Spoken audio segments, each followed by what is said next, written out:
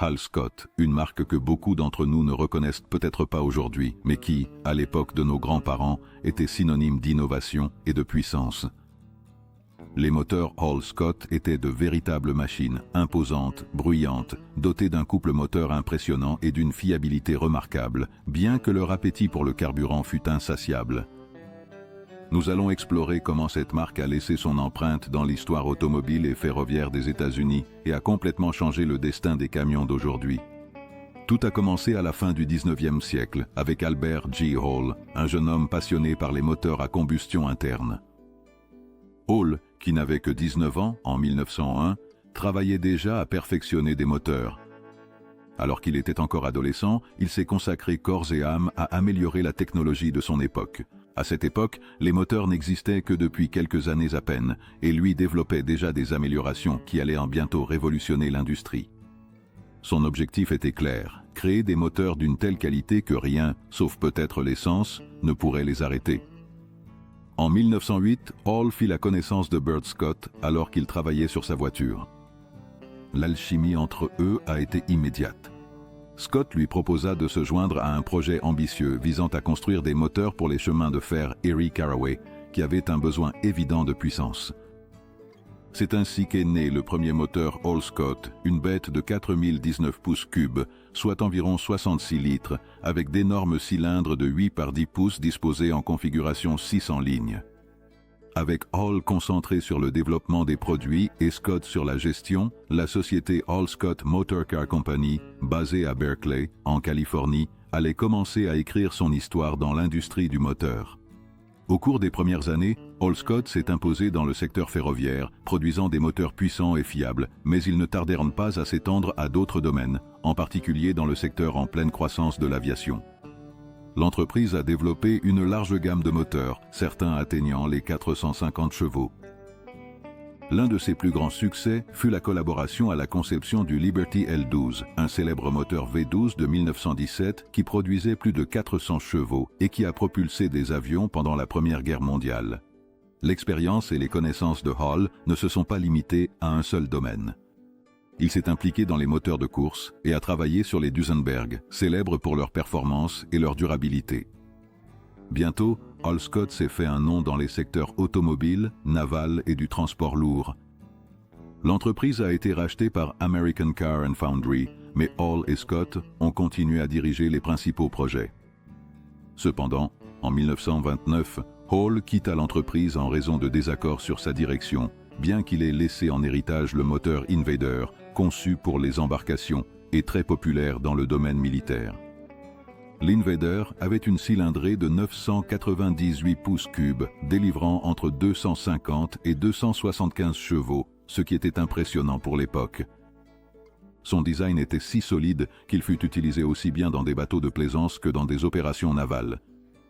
Le succès de l'Invader inspira Hall Scott à adapter la technologie aux véhicules terrestres lourds, créant ainsi le moteur série 400, une version conçue pour les camions et les véhicules de travail intensifs.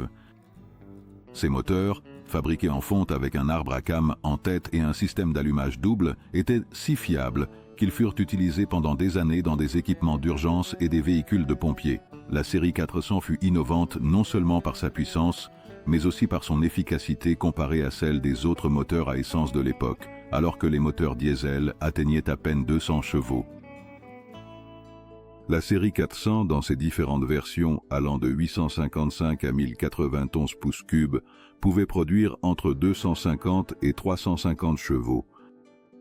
Dans les années 50, Hall Scott a poussé le design encore plus loin, fabriquant des modèles avec turbocompresseur et injection de carburant, portant la puissance jusqu'à 400 chevaux et atteignant un couple de plus de 1300 livres-pieds. À mesure que les moteurs diesel turbo-compressés gagnaient en popularité, la demande pour les moteurs à essence Hall Scott a commencé à diminuer.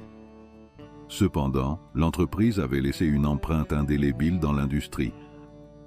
Ces moteurs ont été utilisés pendant des décennies dans le transport de charges lourdes, comme dans le légendaire camion Peterbilt 354 DT de 1948, qui transportait des grumes dans les montagnes de Feather River Pine Mills. De plus, Dans le domaine militaire, les moteurs Hall Scott ont propulsé des véhicules de récupération de chars pendant la Seconde Guerre mondiale, démontrant leur robustesse et leur fiabilité dans les environnements les plus exigeants. L'un des moteurs les plus spectaculaires de Hall Scott fut le Defender, une évolution de l'Invader qui utilisait une configuration de cylindre de 5,7 pouces, générant une puissance impressionnante de 575 chevaux à partir de 32,7 litres de cylindrée. Et lorsque la marine des États-Unis a demandé encore plus de puissance, Hall Scott a augmenté le diamètre des cylindres et a créé un moteur de 2182 pouces cubes qui, avec un compresseur, atteignait 900 chevaux. Ce moteur était spécialement conçu pour résister à la corrosion de l'eau salée, une véritable merveille d'ingénierie. Bien que Hall Scott ait tenté de s'adapter aux besoins du marché, la préférence croissante pour les moteurs diesel a marqué le déclin de ces moteurs à essence.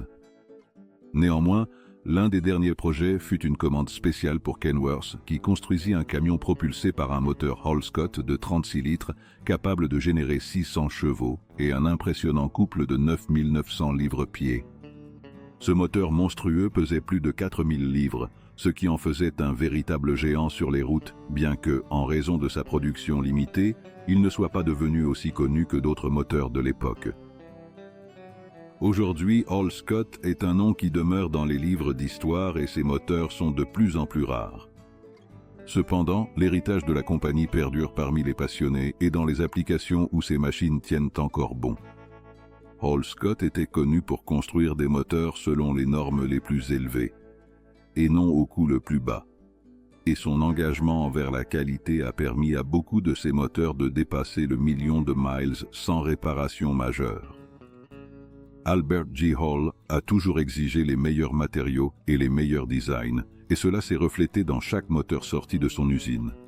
Avec le départ de ses fondateurs, Hall Scott n'a pas réussi à développer un moteur diesel suffisamment compétitif pour le marché, ce qui a conduit à la fermeture définitive de l'entreprise. Mais l'impact de Hall Scott sur l'industrie des moteurs est indéniable, et il a laissé un héritage d'innovation et d'excellence qui résonne encore aujourd'hui. Connaissiez-vous l'histoire de Hall Scott? Laissez vos commentaires ci-dessous. N'oubliez pas de vous abonner et regarder cette vidéo si vous souhaitez continuer à découvrir le monde des géants de la route.